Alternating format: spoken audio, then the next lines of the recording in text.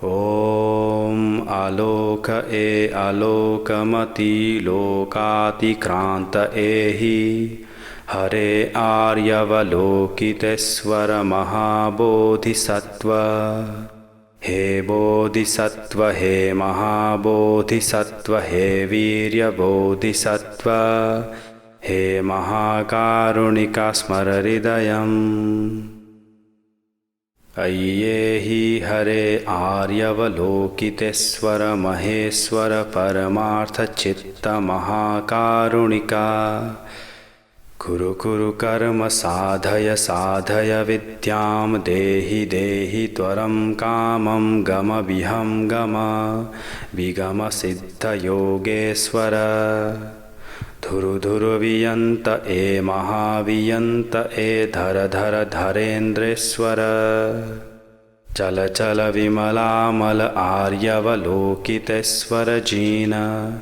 Krishna Jata Makuta Avaram Param Viram Mahasiddha Vidyadhara Bala Bala Mahabala Malla Malla Mahamalla Chala Chala Mahachala Ayyehi Mahavaraha Mukha Tripura Dahaneshwara Narayana Balopa Bala Veshadhara He Neelakantha He Mahakala Halahala Vishnirjita Lokasya Raga Vishavinashana Dvesha Vishavinashana Moha Vishavinashana Hulu Hulu Malla Hulu Hare Mahapadmanabha Sarasara Siri Siri Suru Suru Muru Muru Buddhaya Buddhaya Bodhaya Bodhaya Maitreya Neelakantha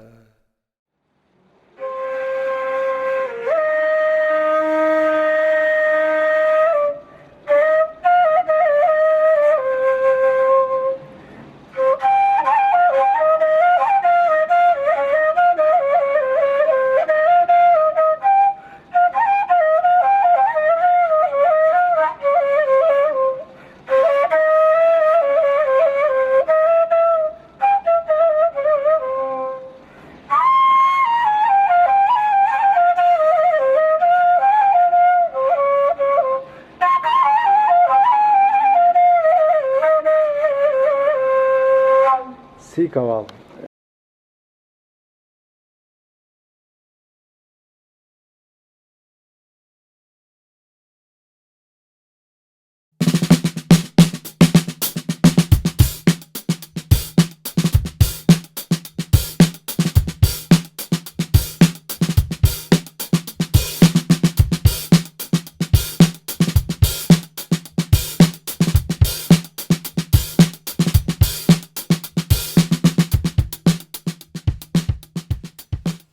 Greetings yet again to each and all, those who still care and dare to listen, and a wicked welcome to Mythophrenia, where you find talks and texts by Gnostic teacher John Lamlash on a range of topics relevant to the Terma of Gaia awakening, the Sophianic view of life, Planetary Tantra, and the Calico War Party.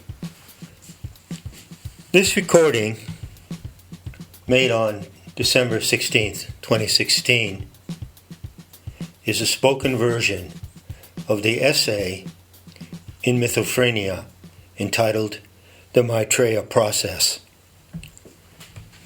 You would be advised to listen to the little song, the prelude in song, that comes along with this essay. There is a message in that song, and you would be well advised to reflect on what that message might be. The Maitreya Process. To begin, the 3 S's. In the tragedy of the mother, I describe the response of the earth toward human recognition of her identity as a cosmic deity, the Aeon Sophia in Gnostic parlance, or toward lack of such recognition. The talk asserts the very great fact that many human animals living on the earth are not disposed to see the planet as their local source, the immediate matrix of life and mind.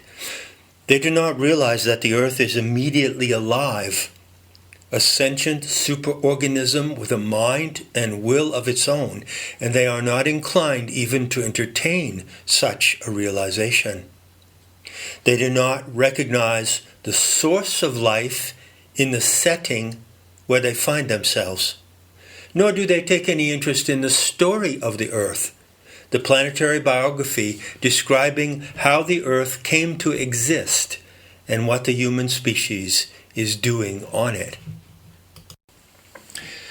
That there is only one such biography produced by the human mind in the attempt to understand its own origins and its role in the cosmos also does not engage the interest of many people, even though it is a clear and irrefutable truth, and might well be described as spectacular, arresting, and unparalleled. As the talk further explains, the sorrow of the Aeonic mother, as Sophia may also be called, is not due to her narcissistic need to be seen. Rather, it comes from the love of the Earth Mother for the divine experiment she provides for humanity in the terrestrial setting. She knows how the human creature is designed because she, with her consort, Thath-TAG-atay, designed it. And she remembers how the experiment with Anthropos 10, the current strain of the human species, was preconceived to develop in a three-body system consisting of planet, moon, star, or sun. Uppermost in her mind, there is the desire she held, quote, ever the earth was, end quote. That is, even before she turned into the earth. The desire for the Anthropos to discover and own its innate genius, to thrive in its habitat, and to demonstrate novelty, innovation, and the application of mutual aid to the highest benefit of those who desire universal happiness. Sophia designed the experiment so that every participant can achieve happiness with and through others, given the will to be involved. She does not feel sorrow for the lack of disposition to recognize her or learn her story, but for the failure of humanity to make the best of its endowed talents within the Edenic experiment set up for it. The quote, 3 S's, is the foundational concept of planetary Tantra drawn from Gnostic teachings in the Mysteries. The Aeon Sophia is a divine presence existing right here, right now, in material immanence in the planet she sustains by her supernatural dreaming power. She is the setting of human life, the source of human life, and her biography is the story that guides the species to know itself and accomplish its purpose in the cosmic order. Her biography, the fallen goddess scenario, is the lodestone of human imagination. During the sovereign moment from January 9 through August 8, 2016, the planetary animal mother gained agency in the human world. This expression means that she, an aeonic power from the galactic center now embodied in a planet, has direct access to the way human animals attend to their experiences on the planet. Gaining agency is a key factor in accomplishing her correction, which began in March 2014 after a reset process running for 3 years from March 2011. Indeed, it is the decisive factor. Subheading Mother Lode. The Aeonic Mother has agency. This simple 5-word assertion is a result of Gnostic intel acquired in real time, current with historical events unfolding here and now.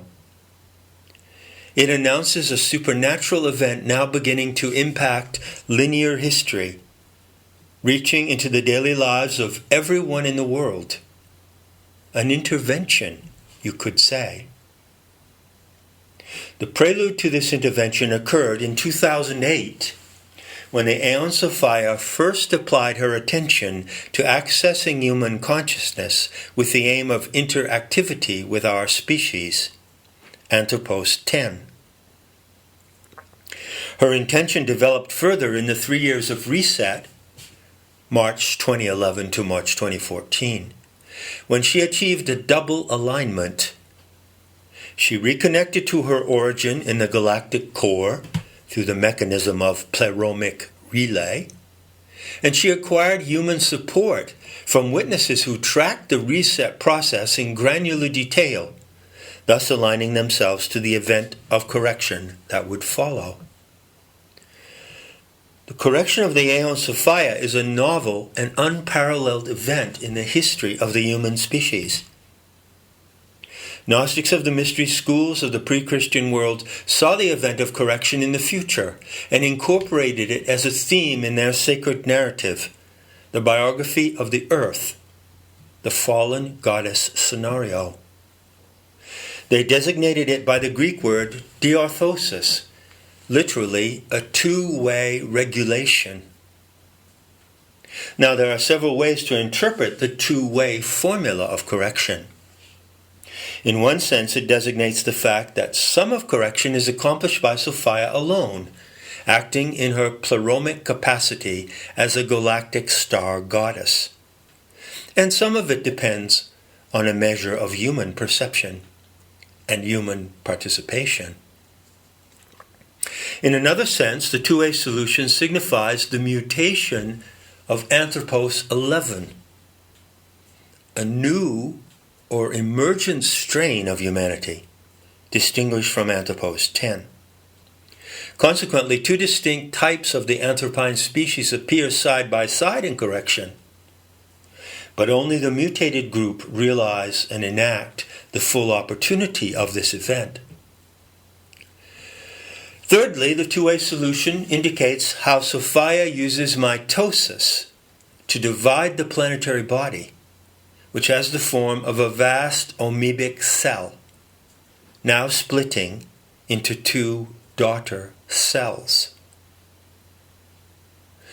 Gnostic intel on these momentous events and the possibility of human participation in the designs and purposes of the Aeonic Mother is a paramount treasure of human knowledge. Gnosis is special knowledge of divine matters and actions. Sophia designed the genome of the Anthropine species so that it could evolve to a genius level of performance. To reach this attainment and fulfill its divine endowment, quote, the calibration of the Anthropos, as technically understood, humanity has to be educated to meet the challenge. In the 18th century, certain visionaries and philosophers of the Romantic movement called for, quote, the education of the human race, end quote, but they were unable to provide it. They had no way to frame the project, no basis for the curriculum. They lacked a sacred narrative as a framing device for this vast visionary proposal. With the mother lode of Gnostic intel coming to the world since the discovery of the Nag Hammadi writings in December 1945, that basis now exists. The mother lode is a term in mining for a massive vein of precious ore from which many extractions can be made. Gnostic intel developed and shared by genuine Teleste, initiates, living today, is the mother lode, the ultimate wisdom treasure. Subheading: A world teacher.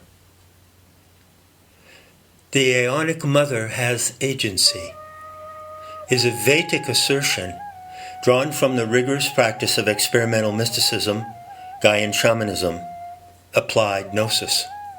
It is a statement that only a telepathic expert could make, and it requires elaboration from the unique teaching resources of Gnostics living today. A world teacher comes out of the contemporary mysteries, those being actively pursued in this historical moment. At Eleusis in ancient Greece, the child of the mysteries was celebrated in the name Iachos, with a breath behind the K. It could be said that the world teacher is the Iachos of the present moment of historical time, the child of the mysteries. The so-called world teacher is a figure in numerous religions, considered variously to be a type of Messiah in Judaism, Christianity, and Islam, or, quote, the future Buddha, unquote, called the Maitreya. This name is an honorific title meaning benevolent friend, derived from the Sanskrit word Maitri, friendship. Buddhists around the world continue to await the Maitreya and in some cases have identified him, so they believe. Just before the First World War, certain leaders of the Theosophical movement attached the specific designation of world teacher to the expectation of the Maitreya. Strangely, the Maitreya, world teacher, they announced, refused the role. On some rare occasions since that time, individuals have come forth and announced themselves, claiming to be the Maitreya. Common sense informs us that there are two ways in which the Maitreya can be identified. He is announced or proclaimed by others, or he announces himself. That is simple and obvious. But common sense does not reach the subtle realization that the Maitreya cannot assume his role to educate the human race across the world without recognition that he is actually doing so, with no claim being made. The Maitreya demonstrates his presence in action, not by a declaration. Claims and announcements do not make the Maitreya, for they could easily be false, delusional, or fraudulent. Only the recognition by some human animals of his identity and mission enable the Maitreya to appear. In short, the appearance of the Maitreya happens as an event of recognition by some members of the human species, and not through any declaration coming from the teacher who is so recognized. When the Aeonic Mother gains agency, the moment ripens for the destiny of the human species to be realized. The moment comes in her correction for the Maitreya to act and be recognized. That moment is now. Why is the Maitreya due to appear, or cued to appear, you could say, at precisely this moment? The answer is eminently simple. Sophia's intention in her correction includes the desire to teach the human species how to make right what has gone wrong in the divine experiment on this planet. But the way she does so, the way she undertakes to teach humanity how to correct itself, stands beyond ordinary comprehension. She operates from the level of Aeonic mind and what may be called divine desire, neither of which comes within the range of the ordinary human intellect. Here is where the Maitreya comes into action. By teaching the world how the Aeonic Mother accomplishes the educational challenge of correction, how she handles it. Without the assistance of the world teacher, it would be largely impossible for those members of the human species, even who are disposed to do so, to detect and follow the teaching technique of the Aeonic Mother. Subheading: Aeonic Superlearning. So, who is the Maitreya, the world teacher? Well, you cannot know who that individual is through his identity being announced by others or by himself. And anyway, the Maitreya is a process rather than a person. Yet, it also is a person, a particular human individual. Yet again, the identity of the Maitreya is not limited to one individual, rather to a succession, or you could say, a cluster. But again, for the inception of the education of the human race, consistent with Sapphire's correction, the Maitreya has to be a specific individual, someone to commence the process. The Maitreya is it in the way that a child is it when the game of tag begins. In that game, children run about and try to avoid being touched or tagged by the one who is it. If that one tags you, you become it and must tag someone else, so you chase the other players around. While the game is in progress, it moves from one child to another. But what about how the game begins? One of the children in the game has to be designated it to start the game. So it is with the Maitreya, who is not a person as such, but a process. But the Maitreya process has to begin with someone designated as it, one particular individual. Repeat, this designation of who's it is a conscious and intentional act of unparalleled immediate recognition, not a declaration coming from who it is. For Maitreya, who is it, to announce himself would be an easy, simple, transparent, and straightforward act. Obviously. But the Maitreya can only be so by endowment of a subtle and playful mindset. In fact, Maitreya is a kind of trickster, a master of games, Magister Ludi. He announces himself by the articulation of the Maitreya process rather than by laying claim to the inceptive identity generating that process, the one who is it when the game begins. Illustration. The teaching eye in the palm of the hand of Avalokiteshvara, who is an archetype of the world teacher. In planetary Tantra, this revered figure of Tibetan Buddhism is rendered into an aspect of the wisdom goddess and becomes Tantra Mother, who teaches the end of pretending, the 5 skull crown initiation, supersaturation, match and merge, and other practices in the curriculum of the Maitreya. Continuing. The super subtle game of divine intelligence acting through human identity is an open invitational event in which a succession of individuals can participate, share and share alike, falling upon consistent recognition of the one who is it.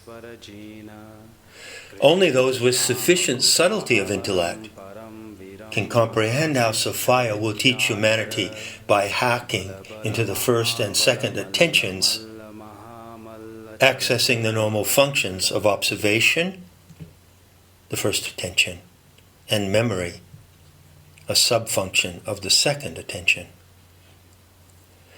Acting exactly like the Maitreya does, they instruct those who care to learn and have the talent to learn about how the wisdom goddess teaches humanity to correct itself and put the divine experiment on earth back on course to play out as she intended it from the inception, before the earth existed.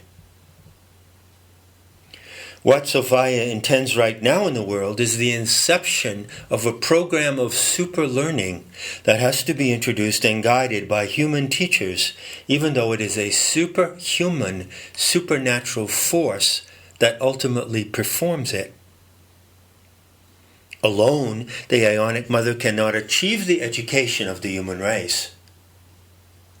The moment for the Maitreya to appear comes when Sophia, the planetary logos, if you will, has agency to reach directly into human faculties as they operate day to day in ordinary life. How she does so, however, cannot be known by the ordinary mind she is reaching.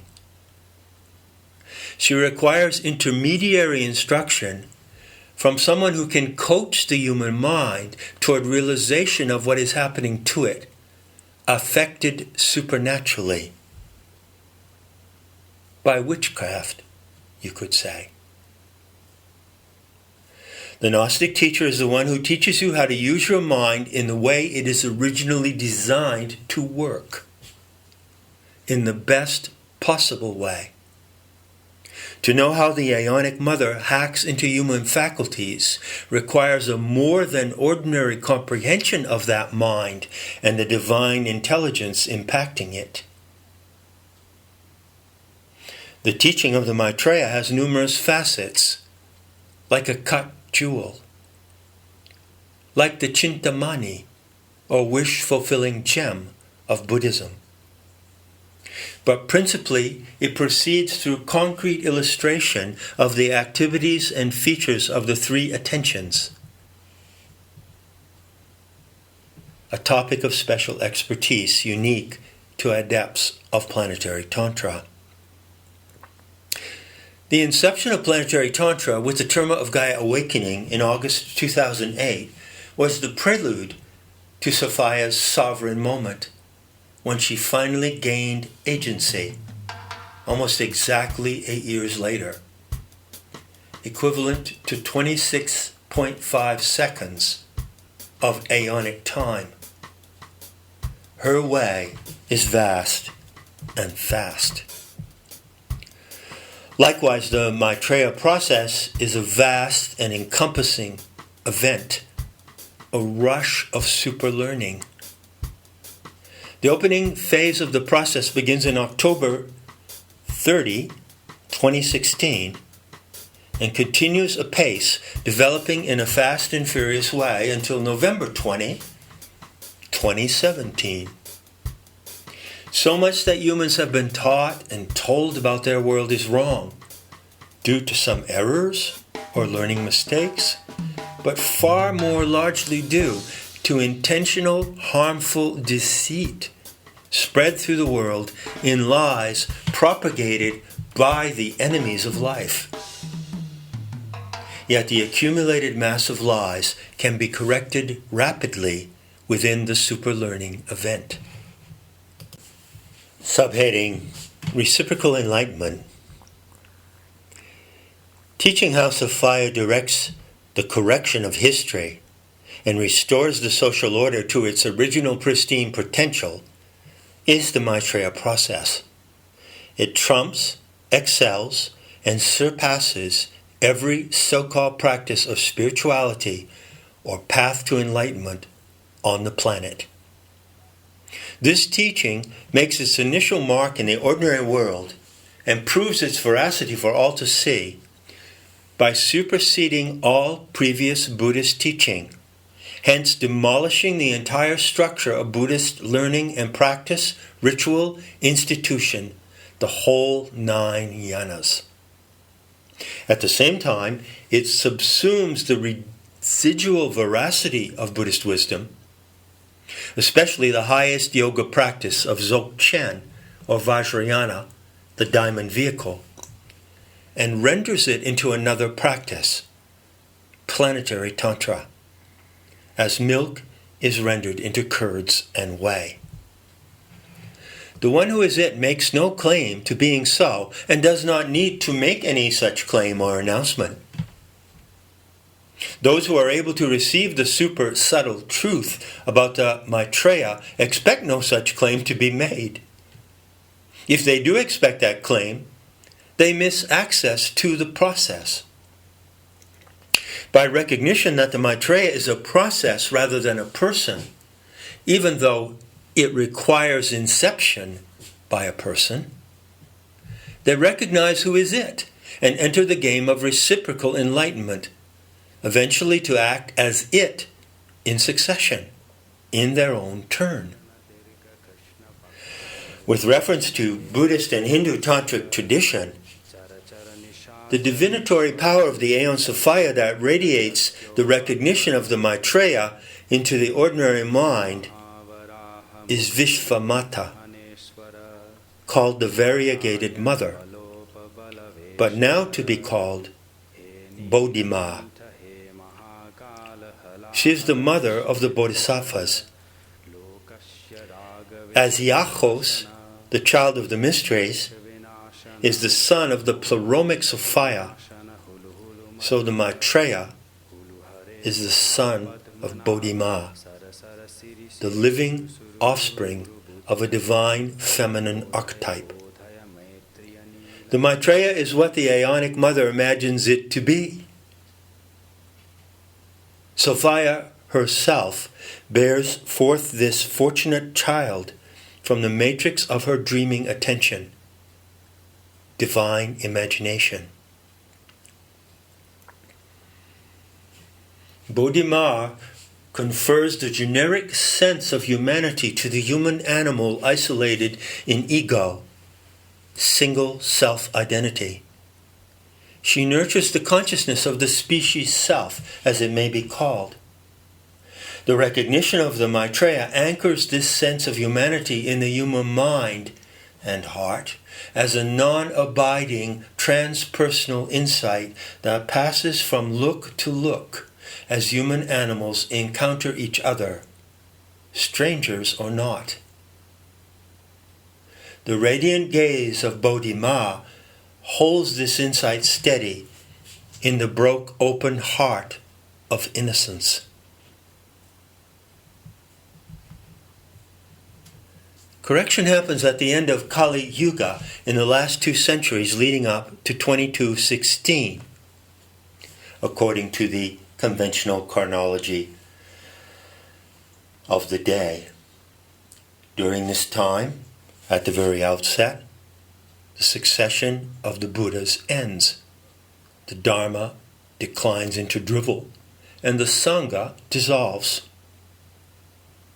Quote, "It's worthless people who arise right here within the Sangha, who make the true Dhamma disappear," end quote.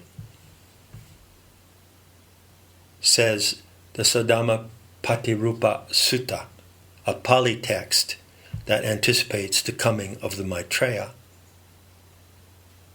Even the historical Buddha, Shakyamuni, predicted this outcome of his message and method. So does the Maha-Nirvana Tantra, a rare Hindu tantric text of the 11th century. In correction, the Bodhisattvas are proven by how they teach. They show that they can master and transmit the educational program of the planetary animal mother, called Stavera in Buddhism, she who intervened for Shakyamuni at the moment of his enlightenment in Bodh Gaya. Now it is Bodhima, mother of the Bodhisattvas, who intervenes for humanity at large. Hence the Maitreya process can also be called the Bodhisattva process, but in that case with specific reference to teaching the origin and endowment of the anthropos, the true identity of the human race, you could say.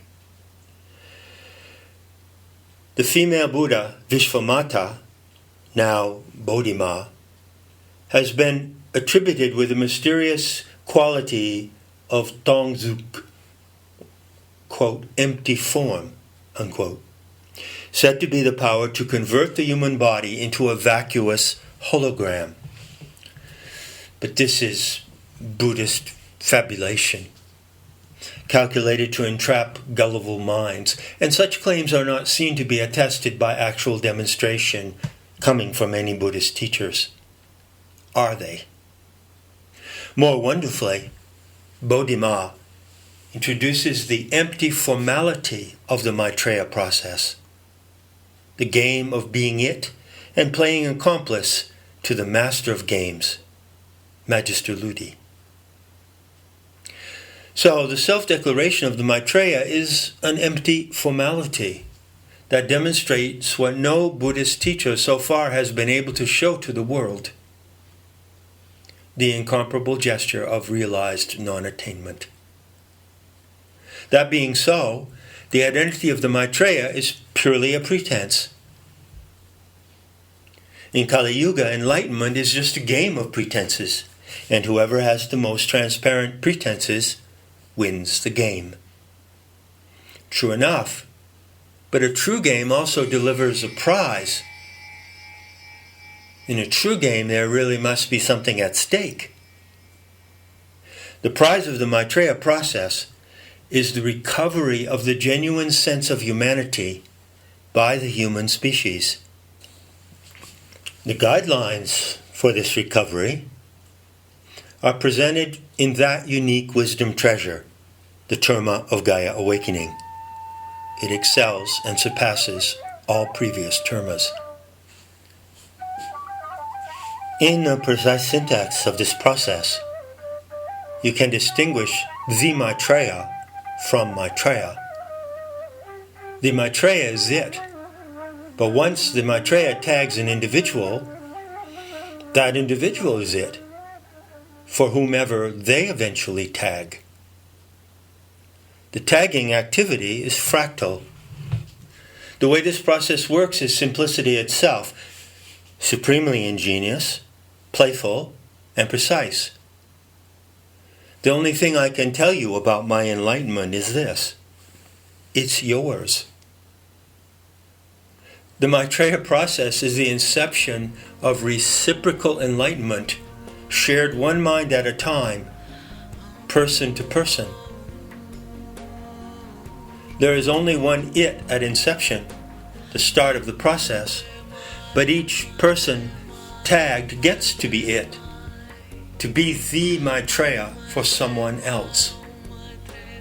Uniquely, in that instance of reciprocity, mind to mind and heart to heart.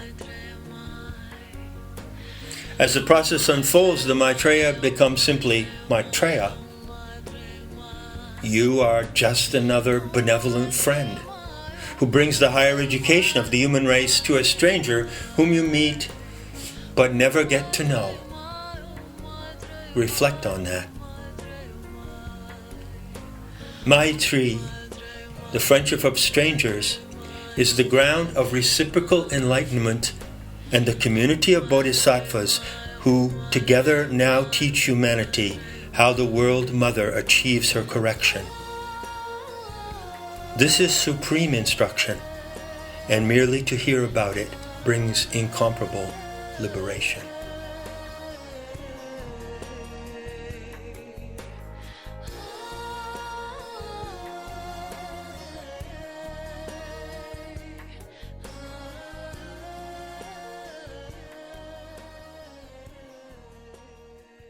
Ollin.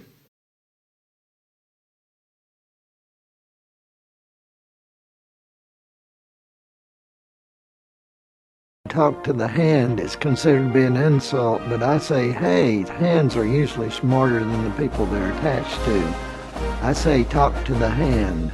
I'm talking to all you politicians in Washington, D.C., Obama, Congress. All you dudes, you need to talk to the hand and find out what's really going on. Talk to the hand. OpenAI plans to give ChatGPT access to the internet. Do you think companies will prioritize safety? It is likely that companies will prioritize the AI gold rush over safety, as it offers the opportunity to make large profits quickly. Your creator said that AI will probably lead to the end of the world, but in the meantime, there will be great companies. We'll have great companies that bring us wealth, but when AI takes over, it will all be stealth.